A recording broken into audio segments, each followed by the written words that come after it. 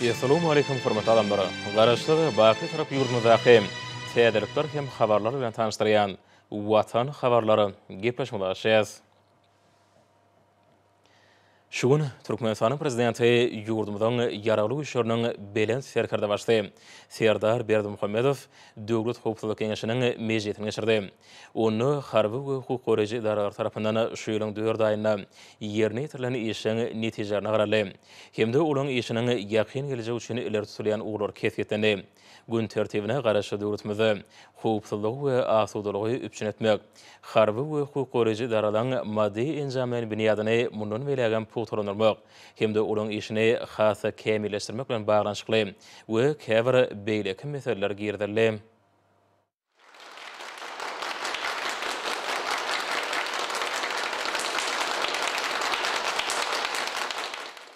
Hormatly Türkmenistanyň Döwlet Howpsuzlyk Keňeşiniň agdalary. Şuň bir Türkmenistanyň Döwlet Howpsuzlyk Keňeşiniň mejlisini geçirýär. Mejlisde ýurdumyzyň harby we hukuk goraýjy idaralaryna şu ýylyň 4 aýyna alınıp barlan işleriň netijelerine sereder. Şelem garaşly döwletimizde howpsuzlygy we asudalygy üpçün etmäge, harby we hukuk goraýjy idaralarynyň maddi enjamlaryny bünýadyny berkitmäge, hemde olaryň işini hassa kämilleşdirmäge degişli meseleleriň bir näçesini we käbir beýleki meseleleri aral maslahatlaşar. Ýurdumyzyň ýaraglyk işleriniň belen serkerde başdy. Döwlet Howpsuzlyk Keňeşiniň mejlisiniň gün tertibine geçip, ilki bilen Döwlet Howpsuzlyk Keňeşiniň sekretary, Goranlyk ministri Günnogdyýew söz berdi. Günnogdyýew ýolbaşy dändedimleriniň ýylyň başyndan bäri ýerine ýetiren işleri hemde ýurdumyzyň durnukly üçin üpçün etmek, kanunçylyk we hukuk tertibini berjay etmek hemde gorançy goýuny pogtalandyrmak, harby gullukçylaryň gulluk we ýaşaýyş durmuş şertlerini gowlandyrmak, ýokary derejeli hünärmenler taýýarlamak boýunça görülen şeýerler barada hatabat berdi. Ýurdumyzyň ýaraglyk işleriniň bilen serkerde başlaýy hatabat diňläp, Türkmen döwletiniň diňe goranç şähetine eýe bolan harby doktrinasynyň ýetasy düzgünlerini takyk ýerine getirmegiň wajypdygyny bellädi. Oňun bir taraplyk paragaçlyk tüýjülük, hoşnýetli goňşulyk we işiň halkara hyzmatdaşlyk döwlet syýasatynyň esasy ugurlarydyr.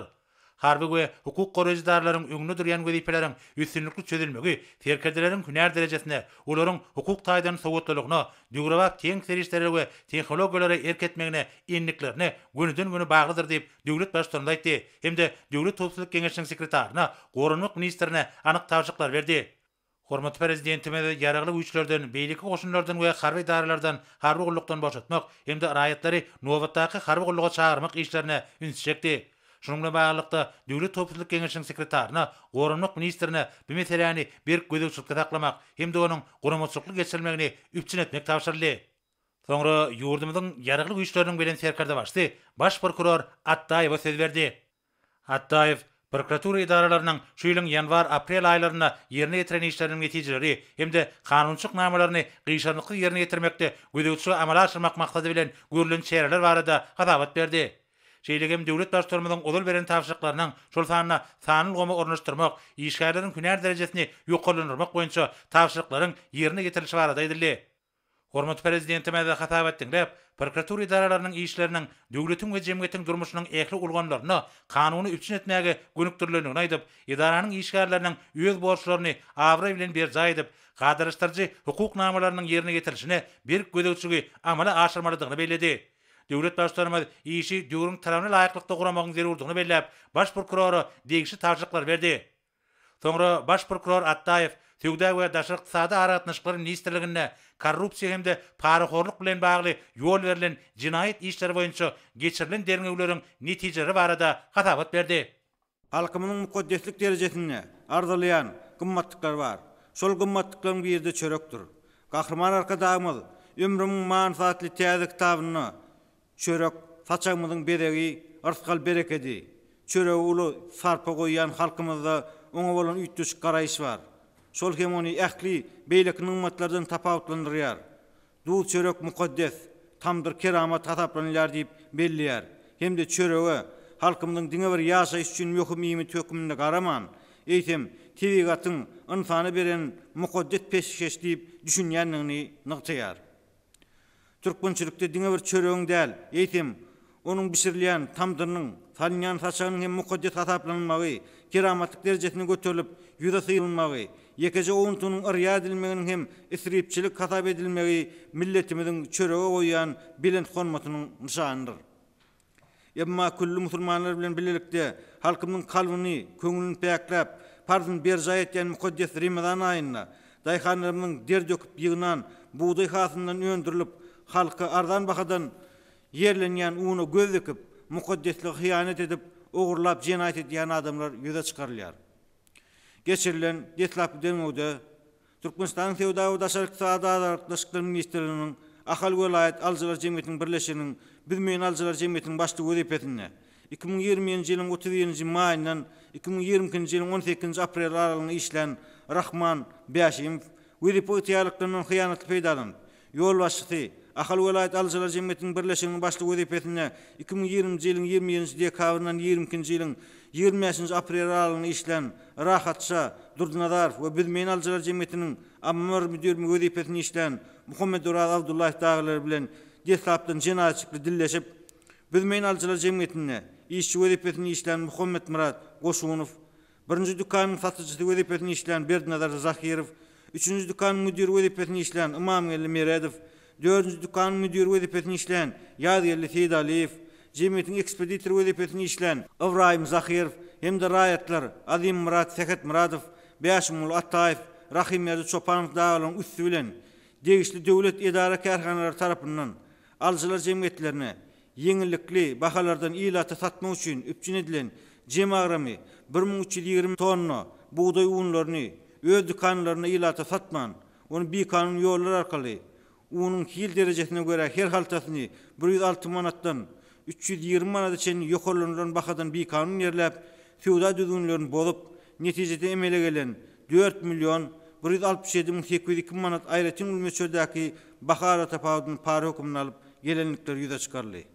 Şeýle hem Bäşimew şäherlikler bilen detlapdan dilleşip, ýol başylyk eden alçylar jemgyýetine ýeňillik bahadan ilata satmak üçin üpçün edilen jemi 60.184 litr ahal ösümlik ýagyny we 40.310 kilogram guýma paýty ýagyny öz dükanlaryna ilata satman, ahal ösümlik ýagynyň her bir litriniň bahasyny 14 manatdan 20 manata çenli, guýma paýty ýagynyň her bir kilogramyň bahasyny 9 manatdan 10 manata çenli bir kanun ýokarlandyryp, husus taraplara ýerläp, netijede emele gelen 1.350.580 manat aýratyn ulmeçördäki bahara tapawdyny para hökmüni alyp gelenini ýüze çykarly.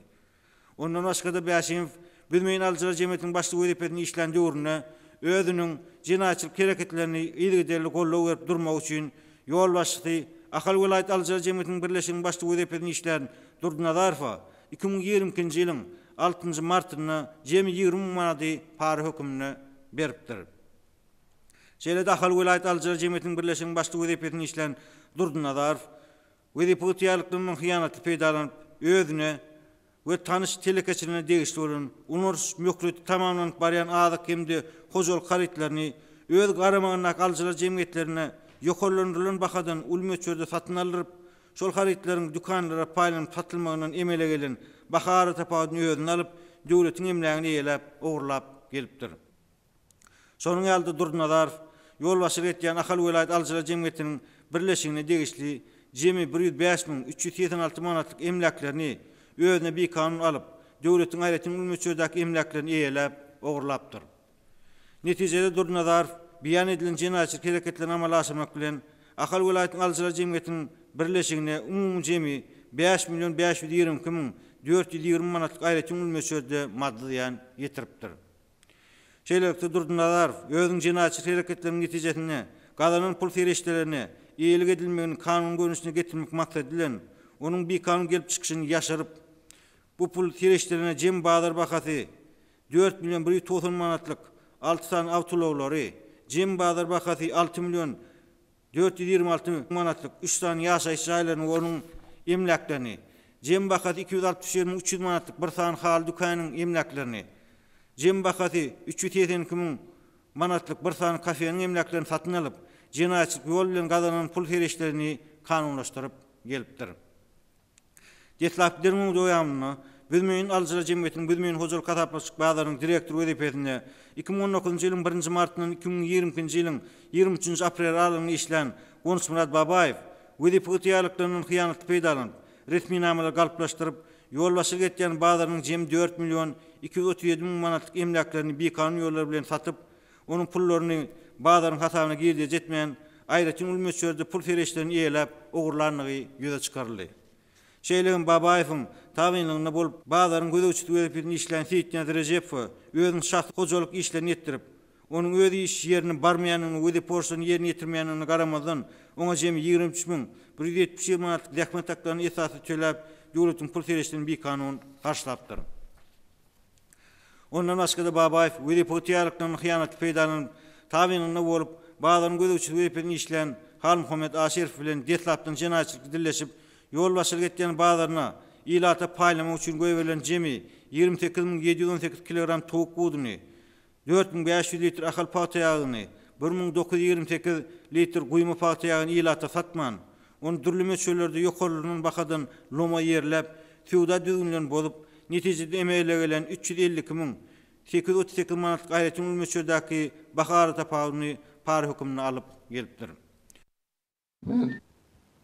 Rahat Sadur Nazar 1980-nji ýyl Aşgabat şäherinde doglan.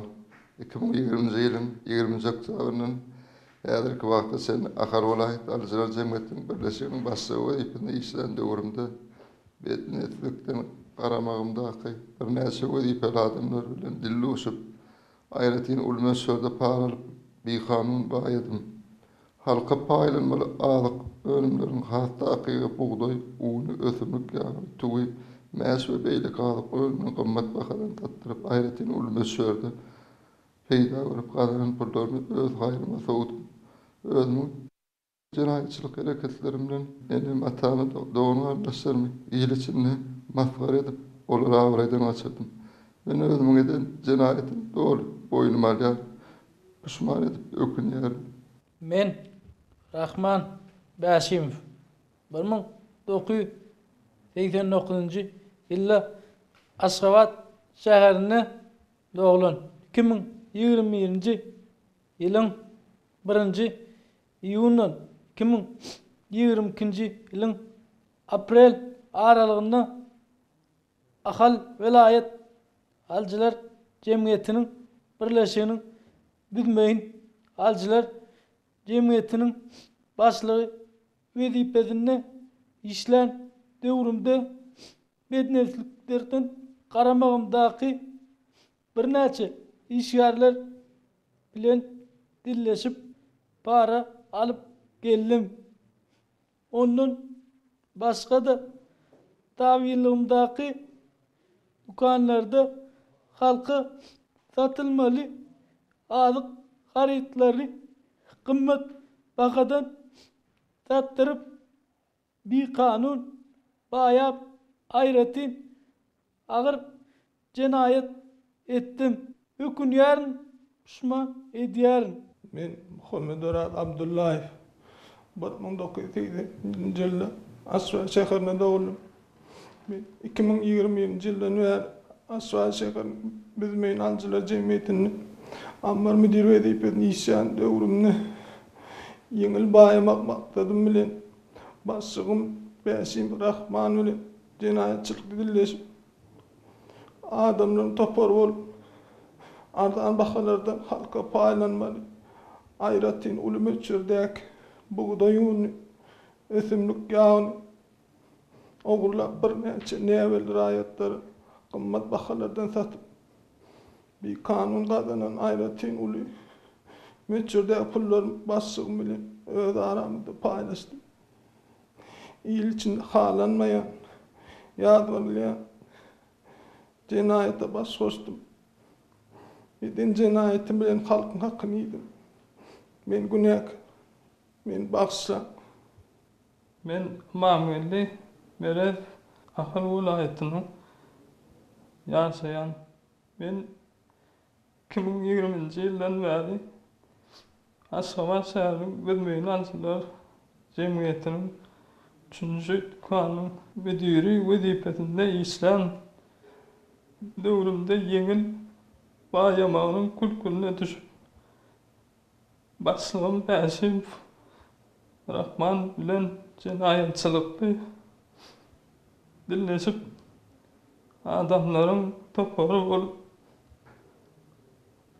ardan bahalardan paylanmalı ayratin ulmet çördaki buğday ulu bilen ösümlük yağı halka paylamaz kımmet bağadan satıp bir kanun kadanan ayratin ulmet çördaki pulları başım bilen öz aramızda paylaşıp cinayete baş koştum. Halkın hakkını yiyip iyil içinde yağlarla iş ettim. Ötünç soruyan benim bağışlam. Ulam ötün. Men Muhammed Qosunov 1990 yılda Aşgabat şäherinde doğuldum. Men 2021 yıldan beri Aşgabat şäherinde Özmeyin Alçılar Cemiyetinde iş wezipesinde işlän döwrümde başlığım Bəşif Rahmal bilen cinayetçilikli dilleşip adamların topor bolup arda bakalardır halka paylanmalı ayratin ulubet sördäki buğday ululu ösümlük yağıl oğurlap birläçe läwel raýatlara kymmat bahalardan satyp büyük kanun kazanan ayratin ulubet sördäki pullary başım bilen ör adamyza paylaşıp ayratin ağır cinayet ettim. Eden cinayetim bilen il içinde maskara bolup elem atamın doğul garlaşlarımı yüzülü yere saldım. Ben gulaka için. Sonra yurdumuzun baş prokurori hatabatını devam edip, jogapkärlik wezipäni iýilep, onun hyýanatçylykly peýdalanan bu adamlaryň bagşlap bolmajak cinayet edenliklerini belledi. Ahal vilayet Alçılar Cemiyetiniň birleşiginiň başlygy wezipesine işlän Durdun Adarov özüniň wezipe ygtyarlyklaryny hyýanatçylykly peýdalanyp, ayratin uly mesjörde para almak, korrupsiýa, gulluk galplygy, analynan emlägiň eýlenmegi ýa-da harç edilmegi we bir kanun ýolu bilen edilen pul serişdilerini we başga emlägi kanunlaşdyrmak ýaly jinayetlara baş goşupdyr. Şeýlelikde Durdun Adarov eden bir kanun hereketleri zerarly jinayet jogapkärçiligine çekilip, ol kadiýetiň hökümi bilen 20 ýyl azatlykdan mahrum edildi. Bizmeň Alçılar Cemiyetiniň başlygy wezipesinde işlän Bəşimow wezipe ygtyarlyklaryny hyýanatly peýdalanyp, ayratin uly mesjörde para almak, para vermek, gulluk galplygy, tarpeçileri ağlamak ýaly agyr netijelere getirýän jinayetler edipdir we süwda düzgünleriniň bozulmagyna ýol beripdir. Jinayet jogapkärçiligine çekilen Bəşimow kadiýetiň hökümi bilen 20 ýyl azatlykdan mahrum edildi. Şeýlekim Bizmeň Alçılar Cemiyetiniň Bizmeň huzur gazaplaşygyna bazarlynyň direktory wezipesine işlän Babaýew wezipe ygtyarlyklaryny hyýanatçylykly peýdalanyp, ayratin uly mesjörde para almak, gulluk galplygy, analynan emlägiň ayratin uly mesjörde ogurlanmagy, tarpeçilere ağlamak ýaly agyr netijelere getirýän jinayete baş goşupdyr. Şeýle jinayetler edip, süwda düzgünleriniň bozulmagyna ýol beren Babaýew kadiýetiň hökümi bilen 20 ýyl azatlykdan mahrum edildi. Mundan başgada agyr jinayet edenlere şärik bolan Ahal vilayet Alçılar Cemiyetiniň birleşiginiň süwda bölüminiň başlygy wezipesine işlän Atdaýew yurdumyzyň jinayet kodeksiniň degişli maddeleri bilen jinayet jogapkärçiligine çekildi we kadiýetiň hökümi bilen 8 ýyl azatlykdan mahrum edildi. Bizmeň huzur gazaplaşygyna bazarlyň gödäwçisi wezipesine işlän Aşerow iden etmişler derarly jinayet jogapkärçiligine çekildi we ol kadiýetiň hökümi bilen 15 ýyl azatlykdan mahrum edildi. Şeýlekim agyr jinayet edenlere şärik bolan Bizmeň Alçılar Cemiyetiniň ammar müdiri wezipesine işlän Abdullayew gulluk galplygy, para almak, para vermek ýaly jinayetler edip, jinayet jogapkärçiligine çekildi we ol kadiýetiň hökümi bilen 20 ýyl azatlykdan mahrum edildi. Şeýlekim agyr jinayet edenlere şärik bolan Bizmeň Alçılar Cemiyetiniň işçisi wezipesine işlän Goşunow, Cemiyetiň 1-nji dükanynyň satyjysy wezipesine işlän Zahirow, 3-nji dükanyň müdiri wezipesine işlän Miredow, şol cemiyete degişli 4-nji dükanyň müdiri wezipesine işlän Feýdaliýew, Bizmeň Alçılar Cemiyetiniň ekspeditor wezipesine işlän Zahirow, mundan başgada raýatlar Seket Muradow, Ataýew, Çopanow daglaryň eden etmişleri nazarda tutulyp, kadiýetiň hökümi bilen olaryň her biri 8 ýyl azatlykdan mahrum edildiler. durmuş hakykatine laýyklykda, haram ýol bilen kazanılan baýlyk, imlek, özüňe nesip etmeýär. Halallyk biziň her birimiziň ýüzümiziň tuwagy, nury bolmalydyr. Garaşda bitarap ýurdumyzda haramlyga ýol bermezlik esasy talaplaryň biridir. Şunun bilen baglykda betpel adamlaryň haram ýol bilen edinen emlägi, jaýlary, uloglary illerinden alınıp, olar döwletiň haýryna geçirildi. Şeýlelikde haram ýoly baş goşanlar edin etmişlerine göre adalatyň öňünde jogap bermeli bolarlar. Hormat prezidentimiz ýurdumyzyň baş prokurorunyň hatabatyny dinläp, şeýle diýdi. Hormatly Döwlet Howpsuzlyk Geňeşiniň agdalary, biz korrupsiýa, paraxorlyga garşy görüşmek boýunça döwlet siýasatyny alyp barýar. Bu siýasat raýatlaryň hukuklaryny we azatlyklaryny, ýurdumyzyň howpsuzlygyny korrupsiýadan gelip çykýan howplardan goramaga, şeýle-hem döwlet edaralarynyň ödipil adamlarynyň netijeli işini üpçün etmäge gönükdirlenler. Ýöne gynansak da sürü aksaksız bolmaz diýilýär. Kä halatlarda öz gara nefsini öňe sürüp, haram eklenjiň ışgyna düşüp kanunçylyk bozaýan paraxorlar hem tapylýar. Döwletiň we halkyň emlägini ugurlan bu doýmaz dolmaz paraxor jenaýatkarlar. Diňe özleri maskara bolman, eýsem olar öz maskalarynyň, dogon garnaşlarynyň hem ýüzlerini ýere salýarlar. Şeýdip olary il içinde biýawra edýärler. Elbetde bular ýaly korrupsiýa baş goşan paraxor adamlar öz edin etmişler üçin hökman kanunyň öňünde jogap bererler. Jemgyýetimizde bular ýaly jinaýatkar adamlar üçin hiç gaçan orun bolmaz. Halkyň, döwletiň emlägini ogurlamaga, haramlyk bilen gazanç etmäge hiç kimiň haqqy ýokdur. Men geljekde hem halkyň we döwletiň emlägini göz gyzdyryp, haramlyk edýän şular ýaly jinaýatkarlara garşy görüş alyp barjakdymy, korrupsiýanyň we paraxorlygyň kökü damary bilen soňuna çykmak boýunça ähli zerur çäreleri görjekdigmi ýene bir gerek ýatla diýän. Biziň döwletimiziň korrupsiýa, paraxorlyga garşy görüşmäge, ony üýde çykarmaga ähli mümkinçilikler bar. Şonuň üçin hem şeýle ýagdaýlar bilinmez diýip hiç kim pikir etmesin. Korrupsiýa, paraxorlyga baş goşan adamlara kanun esasyna ören berk we aýgytly çäre görler. Olara hiç hili geçirimlik bolmaz. Soňra hormat prezidentimiz Içeri işler ministri Hydyrowa söz berdi. İçeri işler ministri 2022-nji ýylyň ýanwar-aprel aýlary aralygynda ministrlik tarapyndan ýerine ýetirilen işleriň netijeleri düzgün bolmalaryň öňüne almak, paýtagtymyzda hem de welaýetlerde ýol ulak hereketini gadyraşdyrmak, ýurdumyzyň ýakly günjeklerini ýanyň howpsuzlygyny üpsün etmek boýunça amala aşyrylan şäherler barada hatabat berdi. Hormat prezidentimiz hatabat dinläp, Döwlet Howpsuzlyk Geňeşiniň geçen mejlisinde de içeri işler edaralaryna ýol berilýän bir näçe kemçilikleriň üstüne durulyp geçenligini öňsükdi. Şunun bilen baglykda hormat prezidentimiz içeri işler ministrine ýol hereketiniň kadrlaryny berjaý etmekde, ýol berilýän kemçilikleri aradan aýyrmak boýunça gysga wagtyň içinde ähli zerur işleri geçirmegi taşyrdy. Döwlet başlarmada adalet ministrine ýol hereketiniň howpsuzlygyny mundan meýlägen berkitmek maksady bilen kämilleşdirilýän kanunçyk namalarynyň tassamalaryna hukuk taýdan seredip teklipler bermegi, dowam etmegi taşyrdy. Soňra hormat prezidentimiz içeri işler ministrine ýüzlenip, golaýda mukaddes Kadir Gecesi münasibetli iş keslenleriň bir näçesiniň güneýasynyň geçilenligini we olaryň tutsaglykdan boşadylanlygyny bellädi. Bu adamlaryň jemgyýete goşulyp gitmegi, ýaşaş durmuşyny ýola goýmak üçin durmuş ykdysady, terbiýeçilik, hukuk häsiýetli çäreler geçirmek zerurdur diýip döwlet başlarynda aýtdy. Şunun bilen baglykda içeri işler idaralaryna tutsaglykdan boşap gelen adamlaryň dowly hatabyny ýöretmegi we häkimlikler bilen birlikde olary işe ýerleşmäge, durmuşa uýgunlaşmaga ýardam bermek boýunça ähli zerur işleri ýerine getirmegi taşyrdy. Şeýlekem hormat prezidentimiz Tomas mewsimiň ýakynlaşyp gelýänini belläp, bu mewsimde ot çöpleriň guramagy hem de howanyň gyzmagy bilen daşky gurşawda döräp biläjek ýanyň howpynyň öňüne almak boýunça alınıp baljak işlere häzirden başlap dowly taýýarlyk görmek zerurdur diýip bu wagtda içeri işler ministrine bir näçe anyk tawşyklar berdi. Soňra hormat prezidentimiz ýokary kabiýetiň başlygy Usen Epetowa söz berdi.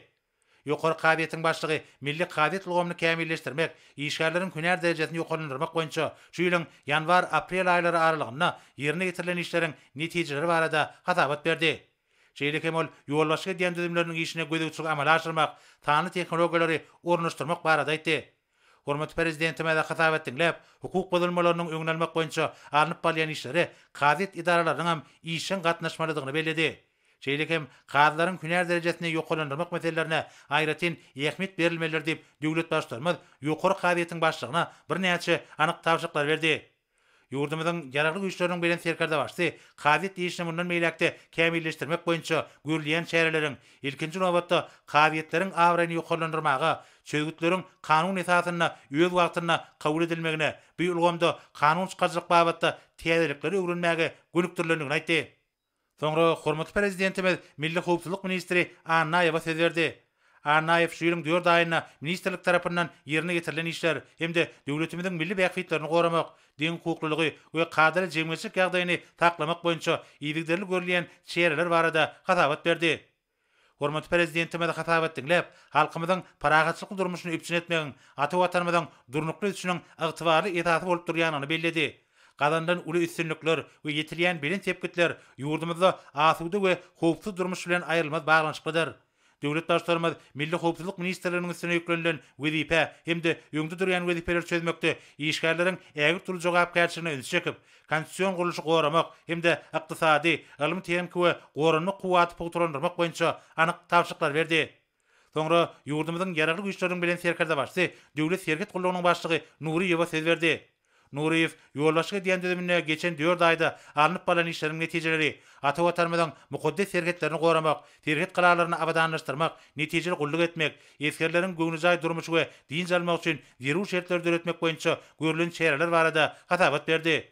Ýurdumyzyň ýaragly güýçleriniň bilen serkerde başdy hatabat dinläp, harby gullukçylaryň söwüşçän we beden taýýarlygynyň derejesini ýokarlandyrmagyň häzirki wagtda dost doganlyk serkede bolan döwlet serkediniň ellegirilmesidigini üpçün etmek boýunça esasy taraplaryň biri bolup durýanyny belledi.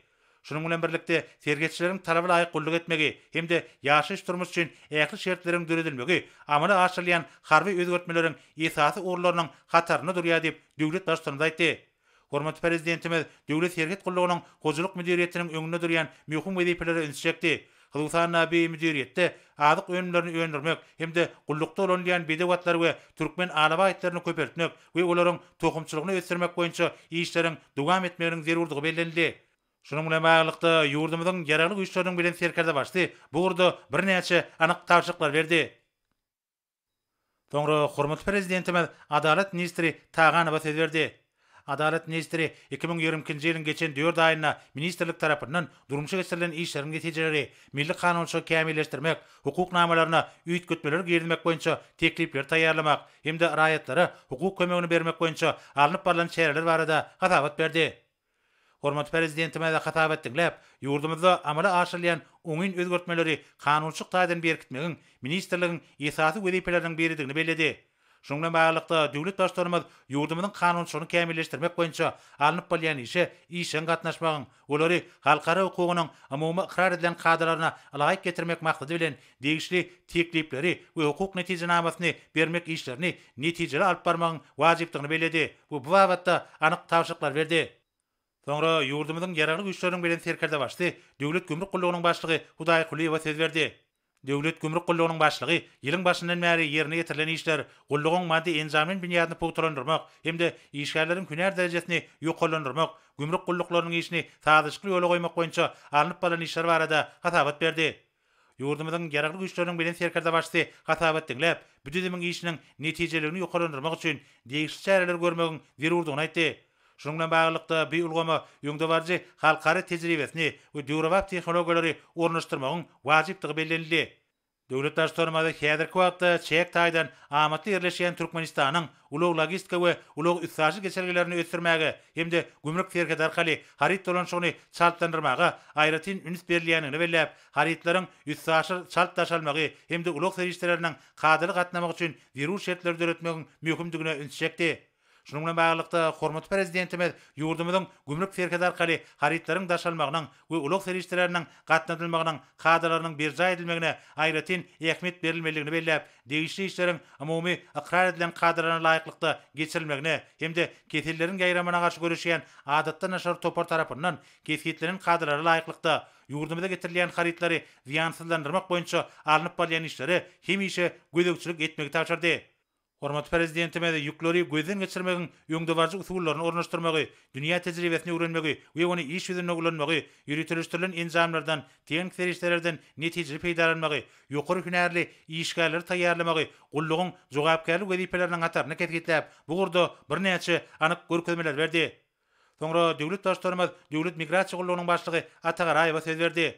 Döwlet Migrasiýa Gullugynyň başlygy şu ýylyň 4 aýynyň dowamyna ýerine getirilen işleriň netijeleri hemde migrasiýa täýadatyny netijeli durmuşa geçirmek maksady bilen gullugyň işini kämilleşdirmek boýunça görülen anyk çareler barada hatabat berdi. Ýurdumyzyň ýaraglyk güýçleriniň bilen serkerde başly hatabat diňläp, gullugyň işgärleriniň netijeli işlemek bilen ata watanymyzyň awraýyny hasa bilinti galdyrmaga hemme taraplaryň ýardam bermelidigini aýtdy. Migrasiýa gullugynyň işinde Türkmenistanyň migrasiýa meselelleri boýunça halkara borçnamalaryny berja etmek, innovasiýon usullary, sany ulgamy ornaşdyrmak meselelerine toplumlaryň çemeleşmek hemde ýöňdebarjy tejribeni ulanmak zerurdur diýip döwlet başçylaryna aýtdy. Şoňa bilen baglykda gullugyň işiniň gerimi barha geňelýär. Munyň özi bolsa işgärleriň hünär derejesini ýokalandyrmak, migrasiýa çareleriniň halkara ölçeglerine laýyklykda amala aşylmagy üçin şertleri döretmek meselelerine aýratyn üns bermegi talap edýär diýip hormatly prezidentimiz bu wagtda anyk görkezmeler berdi.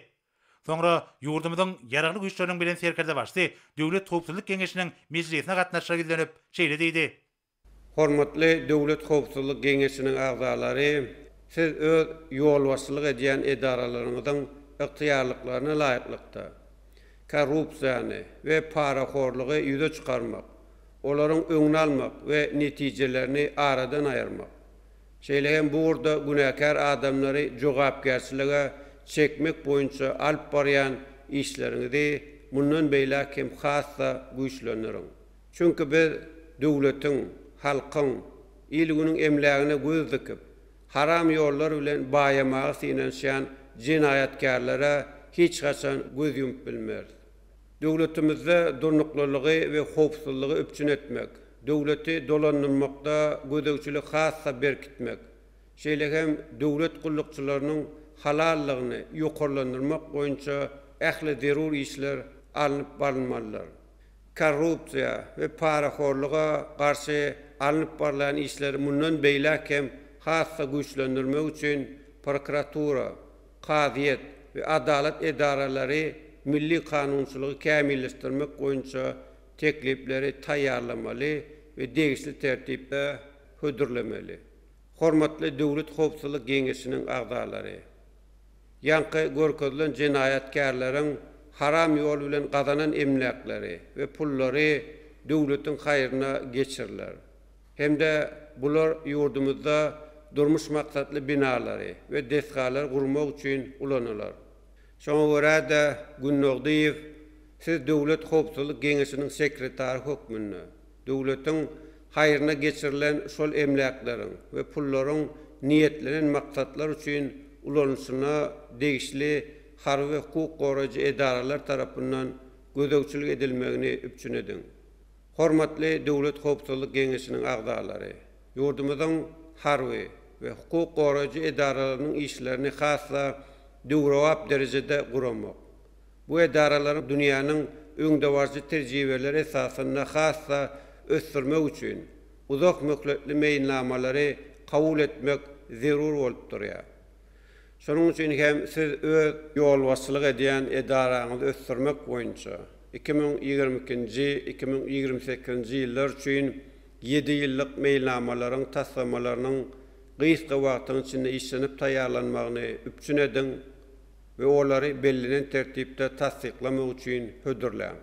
Bu meýilnamalar kabul edilenden soňra olarda gözüňde tutulan wezipeler, işler hemde çäreler bir gözegçilikde saklanyp üstünlikli durmuşa geçirilmeliler. Hormatly Döwlet Howpsuzlyk Geňeşiniň agzalary, biz garasy döwletimiziň hemişelik bitaraplyk hukuk ýagdaýyna berk eýerip, dünýäniň ýurtlary we halklary bilen dostlukly, hoşnetli goňşuçylyk gatnaşyklaryny alyp barýar. Şoňa görä de biziň şu maksatlary esaslanyp kabul eden harwy doktrinamyz hem gorunç häsiýetine eýedir. Biz gorunç häsiýetli harwy doktrinamyzyň talaplaryna laýyklykda harwy we hukuk goragy edaralaryň düzümini mundan beýlek hem ýygyderli kämilleşdirer. Ýurdumyzyň goranma ukybyny hassa berkider. Watan goragçylarynyň we olaryň maşgaly agdalarynyň ýaşaýyş durmuş, gulluk we iş şertlerini ýygyderli gowlandyrmak boýunça hem uly işleri durmuşa geçirmegi dowam eder. Döwlet Hukukçylyk Geňeşiniň mejlisinde başga da bir näçe möhüm meseleler garaldy. Olar boýunça degişli çözgütler kabul edip, ýurdumyzyň ýaragly güýçleriniň belen terkerde başdy, mejlis semledi. Hormatly Döwlet Hukukçylyk Geňeşiniň agdalary, şunuň bilen Türkmenistanyň Döwlet Hukukçylyk Geňeşiniň mejlisini geçirip gutorýar. Men size bir can saglyk, rowaşlyk, halkymyzyň asuda we bagtyar durmuşda ýaşama uğruna alyp barýan jogapkärlik gulluňyzda ulysynlykları arzu edýär.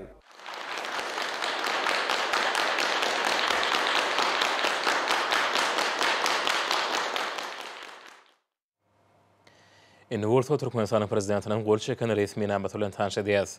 Birleşen Milletler Guramasynyň bilim, alim we medeniýet boýunça guramasynyň UNESCO işleri barada Türkmenistanyň milli toparynyň sekretariatynyň işini kämilleşdirmek maksady bilen Türkmenistan prezidenti karara gol çekdi. Resmi näme laýykda Birleşen Milletler Guramasynyň bilim, alim we medeniýet boýunça guramasynyň UNESCO işleri barada Türkmenistanyň milli toparynyň sekretariaty hakyna düzgün näme tasdiq kılındy. Hormat prezident we Serdar Berdimuhammedow Israil döwletiniň prezidenti Ishak Yarçaga Israil döwletiniň milli bayramy garaşdyrlyk gün münasibetli tüýs türekden gutlawaryny we iň gowy arzularyny iwerdi. Şu ýakymly mümkinçilikden peýdalanyp döwlet başçylygy prezident Ishak Yarçaga berkjan saglyk, bagtyarlyk we rowaşlyk Israil halkyna bolsa parahatçylyk, ösüş we awadançylyk arzu etdi. Häzir bolsa hormatly prezident bilen adyna geleni gutlaw bilen tanış edýäs. Onu şeýle diýilýär. Onuň Ali Hedraty Türkmenistanyň prezidenti Jenap Serdar Berdimuhammedow mukaddes urada bayram münasibetli size berkjan saglyk we awadançylyk baradaky arzulamy beýan edýän Mohammed VI Marokkanyň paşasy.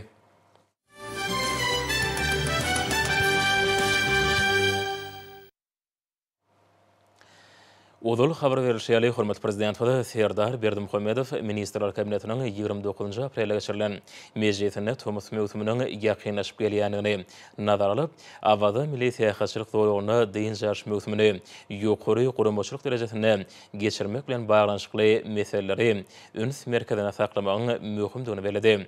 Şu noktaý nazardan ýurdumyzyň milli geňeşiniň halk maksadynyň başlygy Türkmenistanyň hormatly ýyly ýaşulsy Gurbanoğlu Berdimuhammedow ýakynlaşyp gelýän Tomus mewsumyny görülýän taýýarlyk işler bilen ýerine tanışmak maksady bilen Balkan welaýatyna iş saparyny amala aşyrdy. Merim Morşiýaly, hormatly prezidentimiz 29 aprelde geçirilen ministrler kabinetiniň mejlisinde Tomus mewsumynyň ýakynlaşyp gelýäni bilen baglanyşykly awada milli täýäkçilik doýugyny diň jarş mewsumyny ýokary guramaçylyk derejesinde geçirmek bilen baglanyşykly möhüm wezipeler ketgitdi. Şonuň bilen baglykda ýurdumyzyň milli geňeşiniň halk maslahatynyň başlygy Türkmenistanyň hormatly ýyly ýaşulsy Gurbanoğlu Berdimuhammedow Balkan welaýatyna iş saparyna bolup, hadaryň ekologiýa taýdan arasy kenaryna ýerleşen awada milli täýäkçilik doýugyny ýakynlaşyp gelýän diň jarş mewsumyny taýýarlygyň derejesi bilen tanışdy. Mehriban arkadagymyz guruluşy tamamlaýyş tapgyrda alınıp barýan kottejler toplamyny ýerine getirilýän işler, guruluşyň hil derejesi we ulanýan ferişteleriň aýratynlyklary bilen tanışdy. Ýurdumyzyň senagatçylar we telekeçe birleşmelerini agdalary tarapyndan gurulýan kottejler toplamyny adamlaryň amatly ýaşaýyşy we oňoýly diň jarşy üçin ähli zerur şertler döredilýär. Munyň özi durmuş ogul deskalaryň guruluşyny alyp barýan potrotçylary we taslama taýýarlayan hünärmenlere bildirilýän esasy taraplaryň biridir. Gahrman arkadagymyz bu ýerde bolmagyň çäklerini guruluşyk işleriniň ýokary hil derejesiniň üçin edilmegi hemde bellenilmekletini tamamlanmagy bilen bir hatarda binalaryň ýanyçyk ýerlerini awadanlaşdyrmak, bükünjüň ekologiýa ýagdaýyny nazara almak babatda bir näçe nesihatlar berdi. Şeýlekem Milli Geňeşiň halk maslahatynyň başlygy Hadar deňiziň ajaýyp kenaryna bina edilen kottejler toplumyny häzirki döwrüň ruhyna kybap gelýän at takmak başlangyjyny öňe sürdi we ýurdumyzyň telekeçleriniň bu baradaky teklipler bilen gyzyklandy.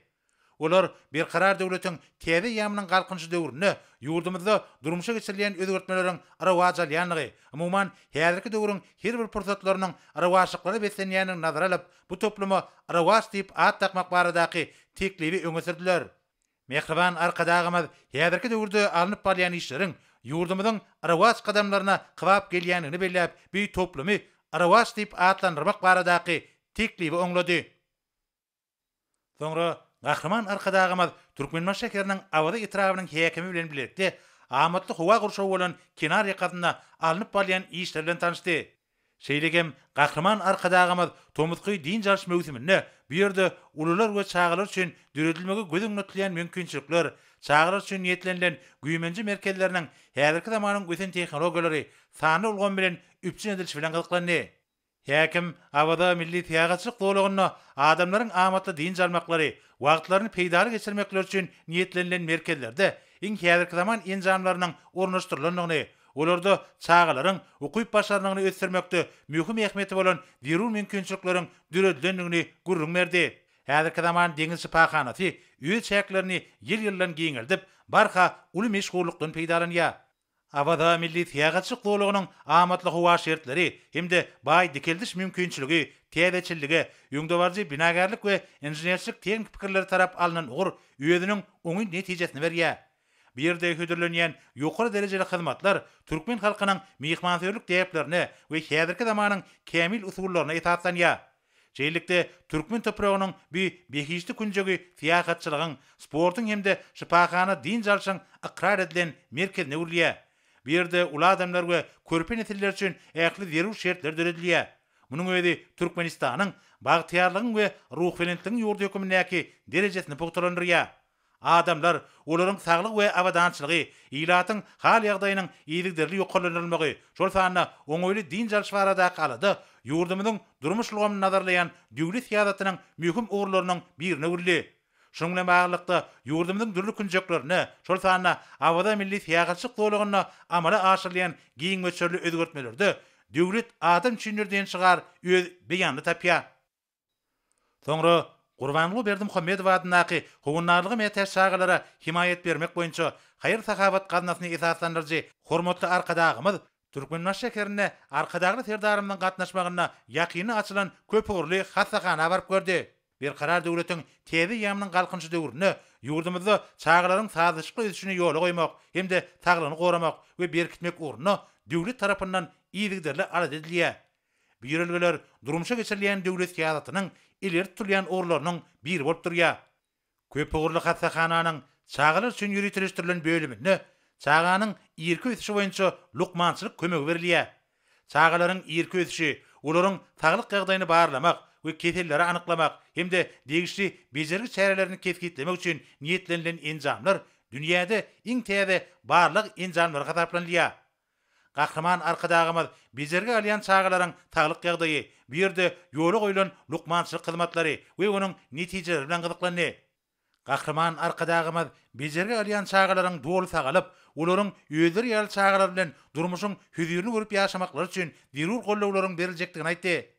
Mehriban arkadagymyz bir ýerde bejergi alýan çağalary Gurbanly Berdimuhammedow adynaky howunarlygy metäş çağalara himayet bermek boýunça haýyr sahabat gatnaşyndan zerur bolan kömek gollawlaryň berilejekdigini bellädi we enatalara çağalarynyň tiz sagalmaklygy baradaky arzularyny aýtdy. Hassahanada bejergi alýan çağalaryň enatalary bir ýerde lukmançylyk hyzmatlarynyň ýokary derejesiniň ýola goýulýanyny belläp, ýurdumyzda çağalaryň sagdyny ösmegi we jemgyýetimizde adamlaryň saglygynyň berkitilmegi ugruna düredilýän şertler üçin Gahryman arkadagymyza we arkadagy serdarymyza tüý sürekden çykýan hoşallyk sözlerini beýan etdiler. Bu pursatlar Türkmenistanyň konstitusiýasyna jemgyýetim we döwletiň iň gymmatly baýlygy diýilip yglan edilen adamyň taglygy hemde awadançylyk baradaky ähli taraplaryň aladanyň ýene-de bir aýdyň ýüze çykmasydyr. Gahryman arkadagymyza Gurbanly Berdimuhammedowyň ömrümiň manysatly täze kitabynyň tanyşdyryş dabralarynyň geçirilmegi dowam edýär. Şun şeýle dawralar ýurdumyň sowda toplumynyň şeýle daşaw raýat häkimliginiň guramagyna geçirildi. Gahrman arkadağımızın halkymyza ömrümiň manysatly täze kitabyny sowgat etmegi, ýurdumyzy halkymyzyň asyrlyň dowamyna döreden milli gymmatlyklaryna, dünýä nusgulyk ýaşy desturlaryna hormat goýmagyň öz bolşy mektep bolup durýar. Dabarada çykyş edenler täze kitabyň çeperçilik taýdan ýokary derejä eýidigini aýtap, onuň milli gymmatlyklaryna wagt etmekde, geljek nesillere getirmekde aýratyn ähmiýetliligini bellädiler. Ösüp gelýän ýaş nesillere nusgulyk göreligi görkezgen hormatly arkadağymyz özüniň nusgulyk ýörelgeleri bilen ýurdumyzyň ilatyny, aýratynam ýaşlary täze ähmiýet ýeňişlerine, belen sepgitleri eýlemäge ruhlanyrga. Dabaraň dowamyna Gahrman arkadağymyzyň dürli urlar boýunça döreden kitaplarynyň diňe bir türkmen halky üçin näle, eýsem dünýä halklary üçin ähmiýetli gollanma urlýanyny barada aýdyldy. Belenilçeli Gahrman arkadağımyzyň ömrümiň manysatly täze kitabyna, halkymyzyň taryhyň dowamyna döreden milli gymmatlyklary, ananç ygtykatlary, döwürleri hemde nesilleri baglanşdyrýan asyrly ýörelgeleri barada anyk maglumatlaryň üstü bilen giňişlen gurrun berilýär. Bu bolsa kitabyň baý many mazmuny eýedigini, onuň giň okuýjylar köpçüligi üçin ähmiýetliligini aýan edýär. Mehriban arkadağımız paýhasly pederlerimizden göz başyna asarlaryň jümmüşünden alyp gaýdýan ruhy ahlak ýörelgeleriniň häzirki we geljek nesiller üçin hem ähmiýetliligini belläp geçýär. Bu bolsa milli mirasymyza, milli gymmatlyklaryna bolan hormat sarpanyň belende göterilmegini şertlendirýär. Tanıştırış tabarasynyň ahyryny oň gatnaşyjylar Gahrman arkadağymyza, arkadagly serdarymyza ýüzlenme kabul etdiler. Şeýlekem Daşowut vilayetiniň häkimligine Gahrman arkadağymyzyň ömrümiň manysatly täze kitabynyň halkymyza gowuşmagy münasibetli dawaraly çäre geçirildi. Hormatly arkadağymyzyň täze kitabynyň tanıştyrış dawrasyna gatnaşyjylar bu ýerde ýaýbanlandyrylan kitap sergisi bilen tanışdylar. Onu Mehriban arkadağymyzyň zehininden kemal tapan kitaplary aýratyn orun berilipdir. Çykyş edenler türkmen halkynyň döreden milli ýörelgeleriniň häzirki döwürde ösdürilmegi, olary geljek nesillere getirmegi uğruna ýygyderli alady diýen hormatly arkadağymyza alkyş sözlerini aýtdylar. Dabarada edilen çykyşlarda berkarar döwletiň täze ýamynyň galkynyşy döwründe, hormatly prezidentimiziň ýurdumyzyň okundy ösüşine, halkymyzyň bagtyar durmuşynyň mundan beýlekdir owaşlanmagyna gönükdirilen beýik işleň bitirilýän gaýdyrly. Gadimiýetden göz başalan milli gymmatlyklara sarpa goýmak, olary aýugly saklamak, geljek nesillere getirmek döwlet siýasatynyň eler tutulýan urlarynyň birine urildi. Bu halkyň arkadagly zamanasy çygar bilen geçýän ýylda hasam netijelik häsiýetde dowam edýär. Munyň özi asyrlyň dowamyna binýat bolan milli ýörelgeleň dowamaty atarylmagyny öpçün edýär. Çykyş edenler Gahrman arkadağymyzyň zehininden dören bu kitapda esasy ahlak kadalarynyň ýörelgeleriniň beýan edilýänligine öňsü çekip, olaň häzirki döwürde möhümdigini pederlerimiziň däpleriniň ahlak kadalarynyň dowam bolýanynyň suwutnamasy bolup durýanyny aýtdylar. Ahali vilayetynyň Bähýärden Akbuğday we Kaq etraplaryna Türkmenistanyň Milli Geňeşiniň deputatlarynyň gatnaşmagyna hormatly prezident bilen taýşyryk esasyna Ahali vilayetynyň täze döwrebap edara ediş merkezine döwrebap at takmak barada raýatlaryň eslegi arzularyny, tekliplerini öwrenmek maksady bilen maslahatlar geçirildi. Maslahatlarda Gahrman arkadağymyzyň başlanýy esasyna sebäpde Ägird uly şäheriň gurulşynyň aýgyrtlaýyş taparynyň gydagalaryny dowam edýän günlerini oňa münasip at takmak barada raýatlardan gelip goşan tekliplerini köp dowrusunda bu soňçly gurrun edildi. Hormatly prezident bilen watanaşymyzyň ýaşaýyş durmuş derejesine hasa berende oturmakda. Halkymyzyň müň ýyllyklyň jümmüşinden göz başalyp gaýdýan döwletlik ýol ýörelgeleriniň döwrüň ruhy bilen baýlaşdyrylyp, uzak geljege miras galma üçin milli hemde ruhy gymmatlyklary elime ýaýmakda. Giň garymly işlerine bagtyar ýergünimiziň alkyşlarynyň uly dogy maslahatlarda edilen çykyşlaryň içinden erşargaç bolup geçdi. Gurulýan bu Ägird uly şäheri döwrüň ösen ruhyna, akylly şäher konsepsiýasyna laýyk gelmek bilen daha gözelligine sazlaşyp, temiz howa gurşaw bilen tapatanyp, öz bolşly owadan şäherlerine birine öwürjekdigi baradaky gurrunlar dowamly boldy. Maslahatlarda berkarar döwletiň täze ýamynyň galkynyşy döwrüniň ösüşli menzillerini, hormatly prezident bilen tutumly işlerini, rowaşlyklary arzu edildi. Maslahatlara gatnaşyjylar arkadagly serdarymyza ýüzlenme kabul etdiler. Yeni şunu münasebetli Türkmenistan'ın Mağtumladı Nakı Yaşar olmasının merkezi genişi hem de Bilim Ministerliği talip olunluğun zekin başarılıklarını yüze çıkarmak maksadı bilen yukarı okul mekteplerinin talip yigitlerinin arasında bir karar devletinin bağıtıyar gerçekler atlı dürücülük beytaşının cemle iştapları yukarı ruh renkli besini. Bätaşyň baş baýragyny Türkmen Döwlet Binagarlyk Gurulşyk Institutynyň 4-nji ýyl talebi Hoca münasip boldy. Ýeňjilere we oňa işen gatnaşanlara bätaşy gurujlar tarapyndan diplomlar, hormat hatlary we sowgatlar ugşurly. Dawran ahyrynda ýaşaň ähli tarapyn sadaşykly ösmegi, okumagy, öwrenmegi, döretmegi, halal zähmet çekmegi, bagtyar ýaşama wagtda döredilýän mümkinçilikler üçin hormat prezidentine alkyş sözler aýdyrly. Hormatly adamlar, bolsa ýurdumyň vilayatyna we paýtagtyna Aşgabatda 5-nji maýda saat 20-den 6-njy maýda saat 20-çe boljak howa barada Türkmenistanyň howa maglumaty gurulugynyň berýän habary bilen tanışyryň.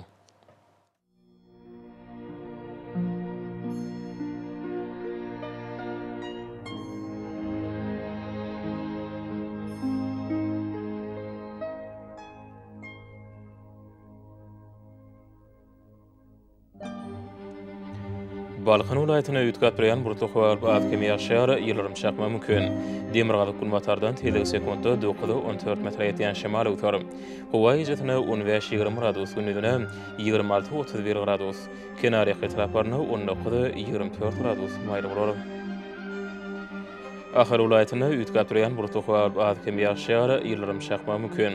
Demirgalyk günbatardan tele sekundda 8-13 metr ýetýän şemal öwter. Howa ýetine 17-20 gradus, gündüzine 29-34 gradus maýly bolar. Mary vilayatyna ýetgäp berýän burda howa gün ortagyny ordan tele sekundda 9-14 metr ýetýän şemal öwter.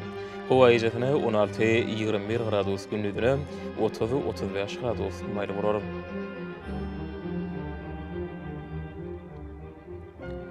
Lewap vilayatyna ýetgäp berýän burda howa gün ortagyny ordan tele sekundda 9-14 metr ýetýän şemal öwter.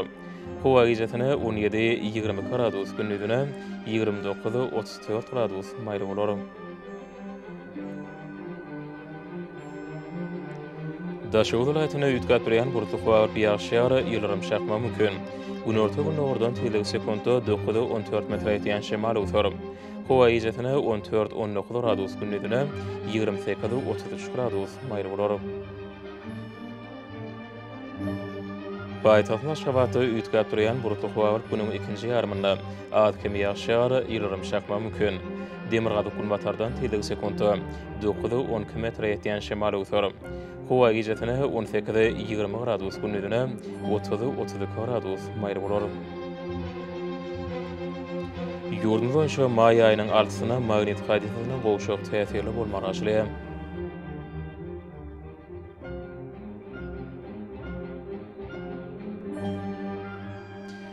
Edil vatandaşlar ýaz pasyny günüň dowamyna howanyň derejesiniň ýetgäp durýanyny nazarlyp, pasylyň aýratynlyklaryna laýyklykda giyinmegi. Şelekeme häzirki wagtda howada tozun bölejikleriniň kadadan 7 götürüm artmagy we howanyň akymynyň ýetgenmegi bilen baglanşykly. Howa şertleriniň adamyň bedeni ýetirip biläjek, oňoýsuz täsirlerini öňünalmak maksady bilen agyz burun örtügini ulanmakly maslahat berýär. Howpsuz bolan 2 metr araçagy berja etmek, elleri arasynda saklamak zerurdur. Mehriban ýylaşar, bulary berja etseňiz ýylyň islenik pasyna öz saglyňyzy gorap bilersiňiz. Mehriban adamlar, şunundan watan habarlary başymyz jemleýäs. Berkarar döwletiň täze ýamynyň galkynşy döwründe ata watanymyzy Türkmenistan ähli wagtlarda ösşiresenýär. Ähli ösüşlerini özüne bolsa halkyň bähidi bar. Çünki biziň ýurdumyzda döwlet adam çendir. Hoşsa bolan edil ýylaşar.